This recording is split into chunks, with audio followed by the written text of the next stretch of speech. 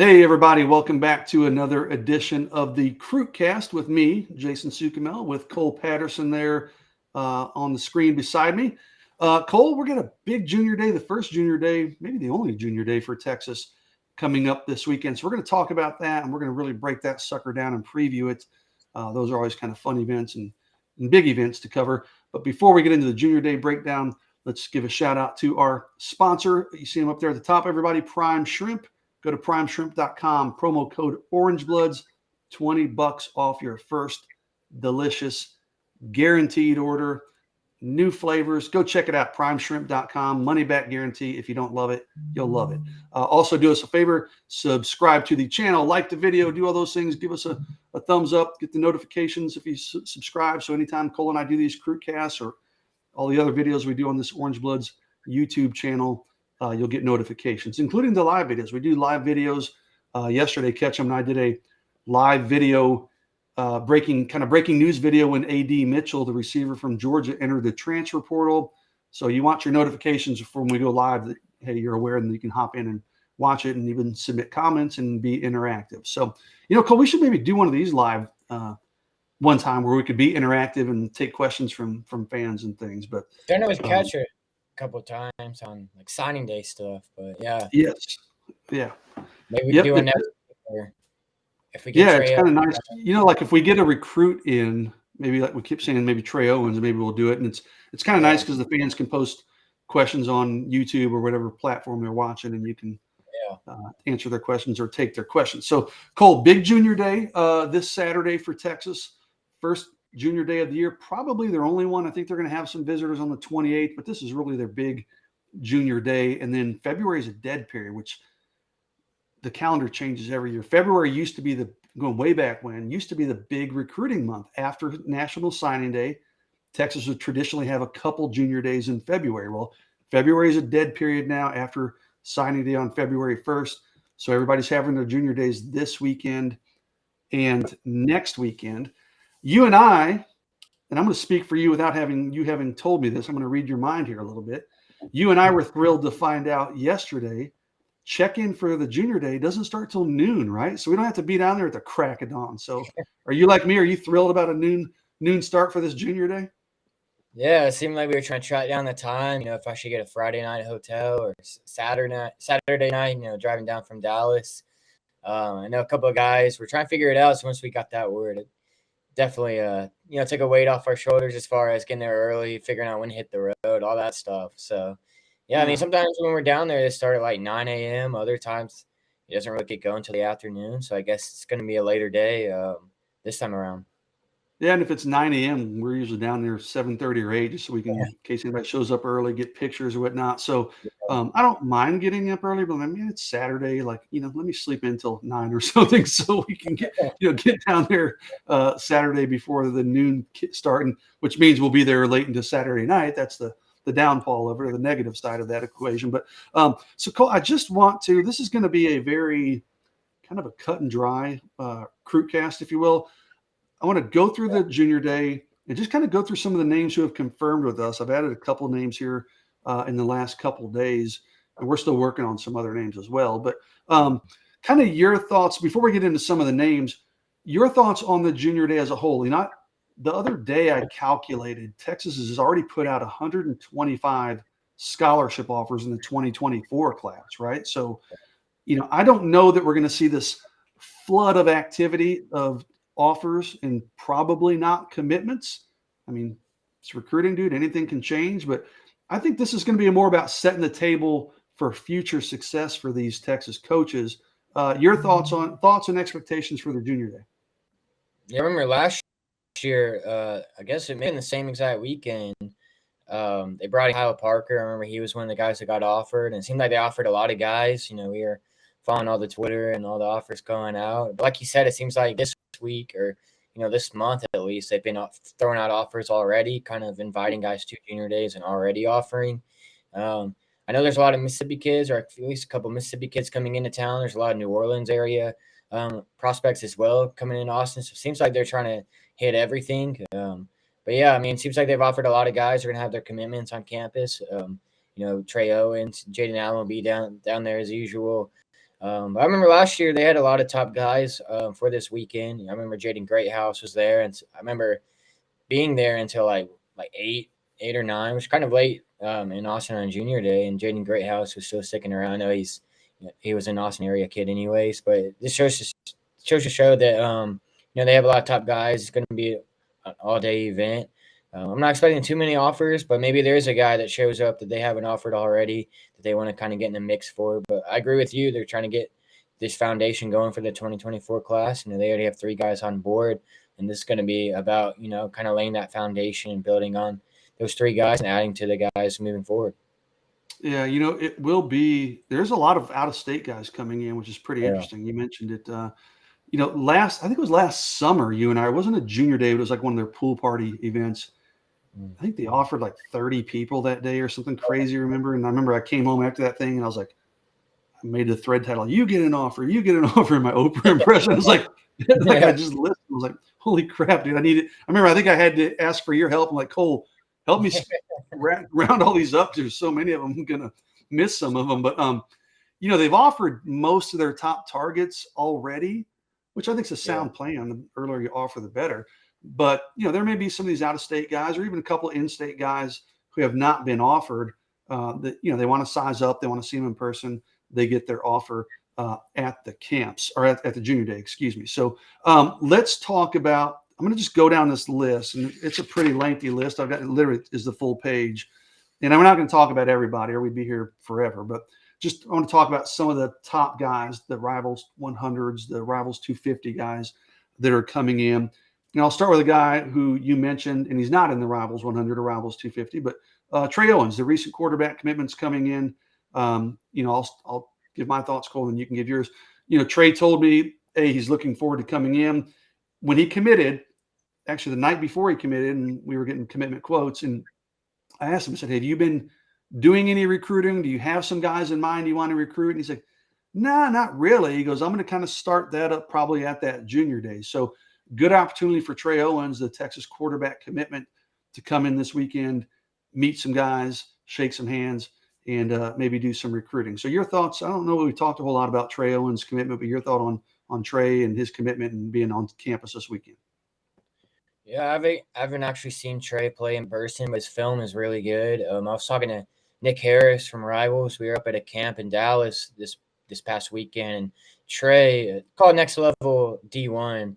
And they had a camp in Houston and Dallas this past weekend. I was at the one in Dallas, and Nick actually went to both. And he was telling me Trey looked really good at that camp. He won MVP honors for his position and everything. But yeah, he kind of mentioned him figuring out who he's going to recruit. There's be a theme, at least between him and Jaden Allen. Jaden Allen's not a huge talker. He when I asked him on Sunday who he's looking to recruit, he kind of only mentioned his teammates. So I think it's good to get them around all the other prospects on campus. I think Trey has that kind of natural leadership ability that people are going to be drawn to, especially once he's on that junior day and everybody's around him. Really good player. I think he's a good piece to get in the class. It seems like all these quarterbacks in the 2024 class are already getting in the boat everywhere. It's kind of drying up in Texas, especially. So getting him on board, kind of letting him start recruiting and building the foundation of class would be big. Just get me around everybody else, the staff and the recruits that they're bringing in. I think will be important as the cycle moves along. Yeah, and he is a very personable kid. I mean, he doesn't have the Arch Manning, Quinn Ewers name People do. per se, but yeah, but he is a guy. I think once he meets players, I think they'll kind of be drawn to him. He's a very personable, kind of has a magnetic personality. Real quickly, Deuce Adams, who's actually the son of Mike Adams, wide receiver, UT Hall of Honor wide receiver, I believe, who played when I was in school. I think Mike might have been a freshman when I was a freshman, man. So I had many good memories of watching Mike Adams and Lavelle Pinkney. Yeah, but his son, Deuce Adams, will be there this weekend as a quarterback. So we'll see there. Now, looking at running back, man, it's a loaded running back group coming in. I'm going to tell you the names who have confirmed with us, Cole. Derek McCall out of John Tyler, the Rivals 100 member. Brian Jackson out of McKinney, Rivals 250. James Peoples out of San Antonio Memorial, who's a Veterans Memorial, is a guy that has been on the Texas campus a bunch. He's got an offer. Texas obviously really likes him. Jarrett Gibson, the #1 running back in the country out of IMG Academy in Florida, obviously a Rivals 100 member. He'll be there. So it's a loaded running back room. After taking C.J. Baxter last year, they took 2 running backs last year. I got to think probably they take 1 this year. I don't know. Maybe Trey Wisner could be somewhat of a receiver. Maybe they take 2. I'm not sure. But I know Jarrett Gibson is in those plans. But I think that's a really good, talented group of running backs that Tashard Choice is going to have in town. For sure. And when Tashard Choice wants a running back, it seems like he's going to get that running back. And Jarrett Gibson's that guy that kind of zeroed in on. But like you said, outside of him, there's a really quality running back group coming in as well. Brian Jackson recently included Texans top 5. McFall is a guy that could play all over. James People. So all these guys kind of getting them around. Tashard Choice can be big. And Jarrett Gibson, he's kind of been a regular visitor as much as you can be, at least from Florida. He was there at one of those summer events. I want to say he was there for either a game or another recruiting visit as well. So it seems like Texas really hit it off with him. And he's a guy that keeps bringing up Texas in national interviews. When we talk to him, when you talk to people around him, it seems like Texas keeps being brought up. Yeah, it'll be interesting what they do with Wisner. I've heard they could play him at receiver. So depending on what they do there, it'll be interesting how many running backs they take in this class. But Garrett Gibson's gonna have a spot until signing day. If it were to go that long, obviously we don't think it'll go that long. But if it goes until signing day, Garrett Gibson's gonna have a spot until the end. He's a guy that Tashard Choice really wants and zeroed in on. He seems to be their top choice at running back right now. And I talked to his dad a couple weeks ago, and he said, hey, it's Texas, Tennessee, and Georgia are the top 3 there. He said, hey, he wants to decide before his senior season. So like you said, he'll have a spot as long as he needs it. Yeah. But I don't think they'll need to wait that long. And I love his dad. First time I ever talked to his dad, I got to tell this. This is such a random story, but I don't ever eat McDonald's, okay? But for some reason, this same is like, huh? I said I'm the same way. Oh, you don't? Yeah. I mean, maybe I'll get an Egg McMuffin every once in a while, right? But this was on Sunday. I don't know what got into me, dude, but I'm like, you know what? I think I want some McDonald's chicken nuggets. So I went and got some chicken nuggets for lunch, watched my Steelers play, ate my chicken nuggets. And later that night, I'm on the phone with Jarrett Gibson's father. We're talking, and I hear him say, hold on just a second. He covers the phone up, right? So I can't hear clearly.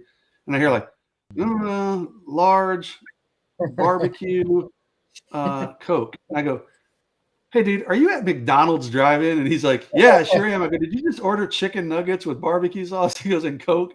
And he goes, yeah. He goes, I sure did. I go, oh, my gosh. I said I had the exact same thing for lunch earlier today. So, I don't know why we had some weird connection then. We both got a kick out of that. But yeah. All right. There's your random CruitCast story of the day. There's always one. Exactly, man. I've got stories out there. You know what? So, all right, let's move on to receiver. Cole, again, a very talented group, headlined, of course, by Micah Hudson, the Rivals 100. Is he the #1 receiver in the country? He's either 1 or 2, right? He's number 2. Is he 2? Okay.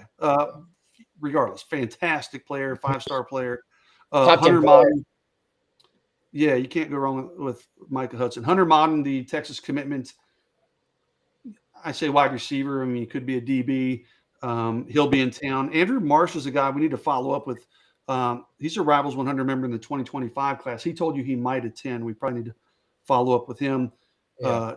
Jonah Williams is a 2025 kid out of Galveston Ball. Benson Oken out of Arlington Timberview is another guy will be in town. Listen, 99% of our focus is going to be on Micah Hudson, right? I mean, he's visited Texas a couple times. Texas doesn't have a wide receivers coach yet, so that is going to be a little bit tricky, but kind of like, just as they've done before, I think Sark will be heavily involved, like with Parker Livingstone when he visited last Friday. He didn't come in for the junior day, but he did visit last Friday because he wanted more one-on-one time. Sark and the rest of the staff will pick up the slack there with Micah Hudson. So big development, right? Even though you don't have a wide receivers coach in play right now, always a big development to get Micah Hudson back on campus, right, Cole? Yeah, no doubt. And I know he's not too far from the campus, he being in Lake Belton, but still him showing up on a junior day without a wide receivers coach at least is shows at least some level of interest in Texas. They're battling all the top dogs around the country, top 10 player overall, arguably the top player in Texas. I think he's ranked number 2 behind Colin Simmons. Those are the 2 elite guys in that 2024 class. This game on campus and around Steve Sarkisian, maybe Trey Owens can get in his ear, Jaden Allen, all these other guys, Hunter Modden, will be pretty big. Him showing up without that receivers coach in place, though, I think is at least a little significant. I know Alabama's not having their junior till next week. A&M's doing something next week as well. But still, just getting him on campus and around the coaches on campus again, around other players. I remember when last summer, it was like I want to say it was like either his first or second time to campus, I think is what he First told time, I think it us. was first. Yeah. Yeah, and him just popping up and being around the coaches and everything, even back then, was pretty big. So getting him as many times you can get a 5-star on campus, the better. And so him showing up and showing face, maybe we'll get to talk to him, see how the visit goes. Again, will be pretty big for Texas. Big shot, to kind of lay an early foundation in January and see how much that can play out for the rest of the cycle. And I've got to figure they're going to find a way to have Arch Manning at this junior day, right? He'll be hanging around, driving golf carts, whatever's needed. But I bet Arch will be around. Hey, I remember that junior day last year when Micah showed up, and they had a Lamborghini parked out in front. Remember? Yeah, Green Lamborghini. And all these kids would come up to this Lamborghini, and they'd stand in front of it and take pictures, right? Micah were like, "Hey, dude, you want to pick?" He literally sat on the hood of that Lamborghini like he owned that thing. Like, we're like, "Oh man, I hope you don't have anything sharp in your pockets or anything that's gonna scratch that car up." But yeah, he was like, I'm gonna just sit right on top of this damn thing." So, all right, Cole. Not much in tight end, so let's transition to offensive line. You got a guy like Ori Williams out of San Marcos who seems to show up every time Texas has a recruiting event. He already has his offer. Michael UNE from Copper's Cove, big addition. He texted me last night to confirm that he's coming. Owen Hollenbeck's a guy that you and I followed closely out of Melissa. He's a 2025 player. Ellis Davis out of Prosper, Blake Frazier out of Vandergrift. A couple guys that could be on offer watch there. So, Kyle Flood always does a good job. It's he brings in big numbers of guys, and he always is able to kind of zero in on a handful, and he usually lands the guys that he really zeroes in on. So Ori Williams and Michael Uni seem to be 2 guys that, they show up quite a bit. They're big time prospects. Kyle Flood really likes them. So getting those guys on campus, I think will be a big development for Texas to kind of set that footing for their offensive line recruiting. Yeah, for sure. Michael Uni is a guy that speaks highly of Kyle Flood every time I talk to him. I know Catch is really high on him. He's a massive offensive lineman that kind of fits the mold of what Kyle Flood likes. One guy that's probably worth at least monitoring, see if he gets that offer is Ellis Davis out of Prosper. He's another massive guy that I had a chance to see in the playoffs this past season. I've heard from one person, staffer in the state, that thinks he's arguably the best offensive lineman in the state for the cycle. He's a little bit under the radar. I think Tech might be one of the only Power 5 offers off the top of my head. Have to double check that. But he's a guy that I can see coming in and getting that offer. He's a massive 6'7" guy out of Prosper that'll be coming in. So definitely some guys to watch there. Yeah, I'm looking, 6'7", 260, Missouri, Northwestern, Texas Tech, and then SMU and a couple smaller schools. Yeah, I mean, 6'7", Flood likes usually 300-plus pounders, but if this kid shows up and he says, okay, he's got the frame where he can pack it on, he's still young, so 6'7" is pretty impressive. But, let's switch over to defense, Cole, and we'll go through defensive line, and there are a ton of names on this defensive line, so I'm going to read them, and then we'll highlight a couple. Kind of like Bo Davis's MO, right? Just like this week, you and I were saying, I think he's offered everybody in the state of Mississippi and Alabama this week. Bo, you talk about strength in numbers. Bo definitely casts a wide net when it comes to recruiting. Yeah. So we're working to confirm whether or not Colin Simmons is coming. It's been a couple weeks, but he told us that was a maybe. Okay. I actually DM'd him right before we started recording. I haven't heard back from him. You've got a couple feelers out too. So hopefully we'll have an update on that later today. Alex January, the defensive tackle out of Duncanville, whose dad played at Texas. If there's anybody that's on commitment watch this weekend. I don't even know that I'd put him on commitment watch, but it It makes would make sense. sense. Yeah, it Yeah, I makes mean, sense. he would probably be the guy once Trey Owens came off the board. Zena Umozola, probably still butchering that name, but out of Allen, Rivals 100 member. His brother obviously is an offensive lineman at Texas. Caleb Mitchell Irving seems to show up at every single event Texas has. King Joseph Edwards is a big-time player, Rivals 250 out of Buford, Georgia. Texas has actually recruited Buford pretty heavily, which is fairly interesting for whatever reason. He's a top national player, though. He likes Texas a lot, but can you get him away from a program like Georgia? I don't know. Landon Rink, 2025 stud, whose dad also played at Texas, Rivals 100 guy out of Cy-Fair. Oh my gosh, there's the kids out of Louisiana, kid out of Alabama. There's this Isaiah, I don't know, Fega, how do you say his name, but he's actually committed to Utah. Texas has offered him. He's going to be on campus. That's kind of interesting to follow. And then Jeffrey Rush out of Mississippi, a Rivals 250 member, will be on campus. So I just gave you a lot of names, dude. Take your pick and kind of give me your thoughts on some of these guys. So. Yeah, like I said, Caleb Mitchell Irving is a guy that seems to be all the time. Dating back to when I first started with Orange Bloods, that first summer, I'm pretty sure he was on campus as well. Jeffrey Rush, real quick, he actually, funny story, he's from the same high school in the same city that my dad's from. So, Yeah. I'll have to. You better get the inside scoop. You better get the inside scoop on whatever happens with him. Yeah. He's a Rivals 250 4-star. Continuing to pick up offers. Another guy from Mississippi who I've been in contact with. I'm going to confirm again that he's told me he's supposed to be at Texas. Terrence Hibbler. He's a defensive tackle that's just offered, right? He might be the hottest defensive tackle in the country right now when it comes to offers. This past week, Alabama, Mississippi State, Ole Miss, Texas A&M, just every LSU, anybody you can think of offered him. He told me that he will be at Texas. So as long as nothing's changed there, that's going to be huge to get him around everybody. Jakeem Stewart, 2026 guy, who's might be the number one player in his class when those rankings come out.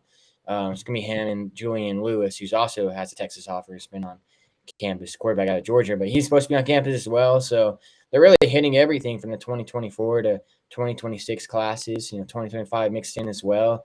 And just real quick on Alex January, if you're able to get him in the boat, be it today, be it this weekend or even later on, you would have to imagine that probably does not hurt with his teammate Colin Simmons either. Mm-hmm. So definitely a lot of defensive linemen. Bo Davis going to have his pickings there. So that'll be interesting to watch who kind of gets prioritized, who comes away. They don't have an offer with an offer. If anybody wants to commit, things like that. So that'll be fascinating to see how that shakes out. Yeah, I need to add Hibbler to our list. I'll let you follow up with him, but I don't have him even as a probable, so I need to do that. But yeah, lots of names. Some young guys, we mentioned Stewart and Landon Rink, but these are guys that you want to get on early, and Texas is doing a good job of that. So, okay, let's transition to linebacker, Cole. Again, some familiar names and a few big names. Not a huge list in terms of, it's not like defensive line where we got 20-something guys we're talking about, but you got Peyton Pierce, the Rivals 100 member out of Lucas Lovejoy. Just came off a Notre Dame visit, so this is a good chance for Texas to kind of counterpunch there. Anthony Smith out of Jasper is a guy who loves Texas. He's been up to Austin a bunch. I think Texas will be heavily involved there. Brock Jackson out of Lumberton. Sandy Lewis is an intriguing player at a Lafayette Christian Academy. They're bringing up a few players from that school. So, I think Peyton Pierce and Anthony Smith are probably the two guys we'll be focused on coming into this. I think Texas is in a pretty good spot with Smith. Maybe has a little bit of ground to make up with Peyton Pierce, but this is a good weekend to do it, right? Yeah, Peyton Pierce is another guy that seems to make nearly every trip he can make to Texas. I know Dame is another school he's visited multiple times, but he visited in the summer. He visited for a game. I think he went to Texas OU as well. So he's been on campus and around Texas a lot. So it's getting him back, and another Rivals 100 member, really close with Nato and Zena. Zena's told me I pronounce her last name. I don't want to butcher it on this episode. No, so but Zeta and Nato are really close with Peyton Pierce. So getting him around is pretty big. And funny on Anthony Smith, I was tweeting a lot about the Cowboys game during the on Monday night during the Buccaneers game. I think Ty Anthony Smith liked every single tweet I had about the Cowboys. So he must be a big Cowboys fan. So it'd be cool to see him. Another really athletic guy. Kind of fits the mold of what the staff likes. So, like I said, a lot of talent at that position. Yeah, and probably not a huge numbers need at linebacker this year after the class they took last year, but they'll take 2, probably 3, and I can see both those guys factoring in. Okay, Cole, last but certainly not least, we'll go to defensive back. Pretty good class, man. You got a pretty good group coming in. Braylon Conley at Tascasita, Juwan Johnson, another Lafayette Christian Academy kid, Rivals 250 member. 2 really good safeties, Kadavian Dotson, the Rivals 100 member out of Duncanville, Corian Gibson, Rivals 250 guy out of Lancaster. Those guys seem to show up quite a bit.